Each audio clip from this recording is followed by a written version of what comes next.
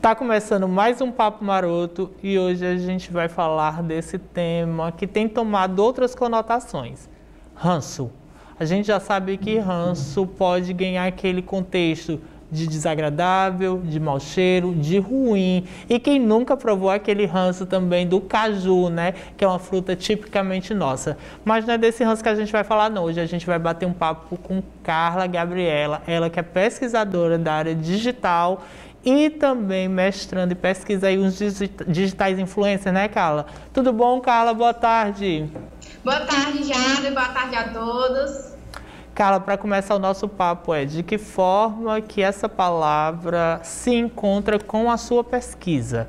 Como você trabalha com digitais influencers e também com o mundo digital, e a gente sabe que ele muda muito rápido, como é que a gente pode entender essa palavrinha ranço? Como é que ela se encontra? Ela se atravessa em algum momento? Bom, a gente sabe que essa palavra, né, assim como outras palavras ali no meio digital, elas vão e voltam, né? Então, são termos que estão sempre aí oscilando. Ranço em 2018 era, assim, um auge, né? A gente tem vários memes falando sobre ranço. E aí, a gente teve um tempinho esquecido com essa palavra e agora esse ranço vem retornando aí junto com todo um conjunto voltado aí para as redes sociais, inclusive culminando aí dentro dessa tão falada cultura do cancelamento, né?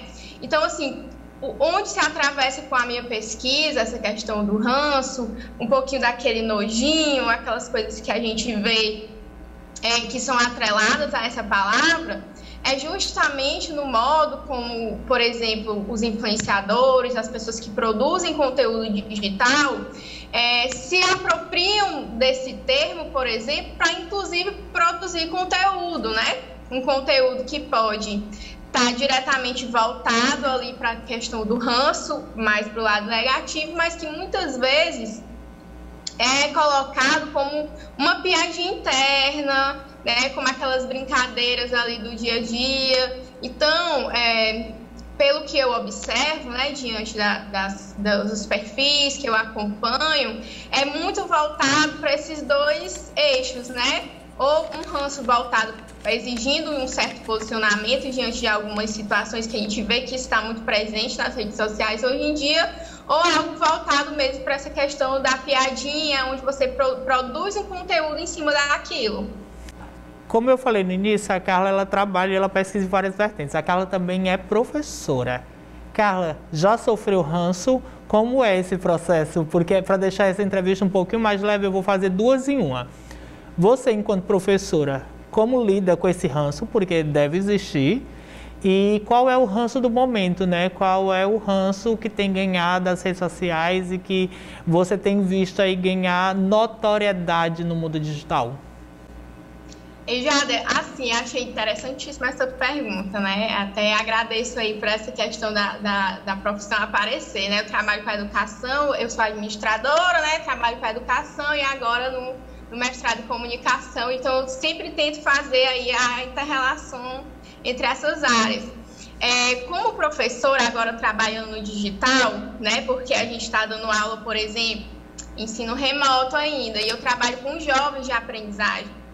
Então, é muito comum essa questão do ranço, né? No presencial, eu já tinha que ter as minhas estratégias, as minhas armas ali na manga, né?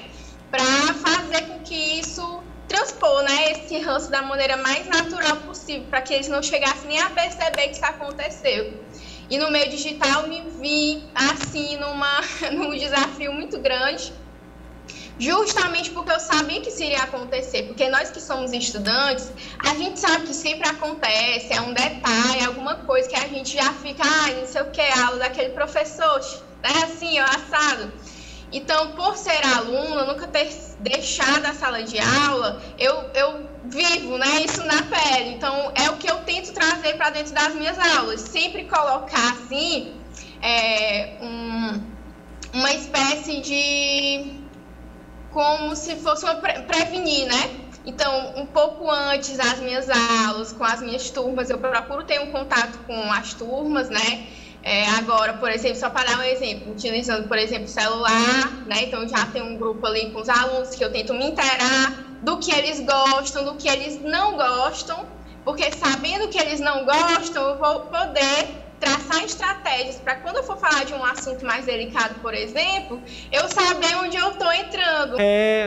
Eu queria saber também qual é o ranço do momento, né? Porque eu sei que você está o tempo todo conectado na internet, além da pesquisa, você, enquanto Carla Pessoa, sujeita e social, que convive com a era digital e que, por sinal, gosta muito da era digital. Quem quiser, tá deixando o link, todo mundo pode ter acesso e contato, tanto a pesquisa quanto Carla. Qual é o ranço do momento?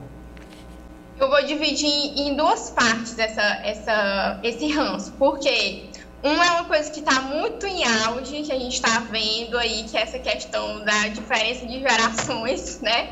Dos millennials para a Gen Z, por exemplo, que foi uma coisa que me causou um rancinho inicial mesmo, desse negócio da geração Z achar que a gente toma café e a gente é cringe porque toma café demais, porque a gente é cringe porque paga boleto, que a gente é cringe por usar o cabelo pro lado, ó, meu cabelo tá até preso hoje.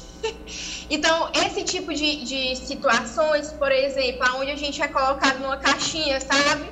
E eu tô meio que nessa transição ainda de jovem adulta e eu fico com aquele rancinho de ver que essas pessoas estão chegando agora no mundo, né?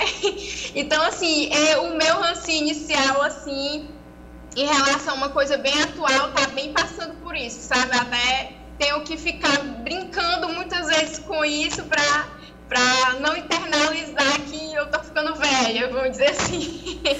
E a outra parte, com relação ao ranço do que eu observo, a gente vê que existe um movimento muito grande de um certo ranço, né, entre aspas, dessa excessividade com que as pessoas estão lá no meio digital vendendo tudo a toda hora, a todo momento, né?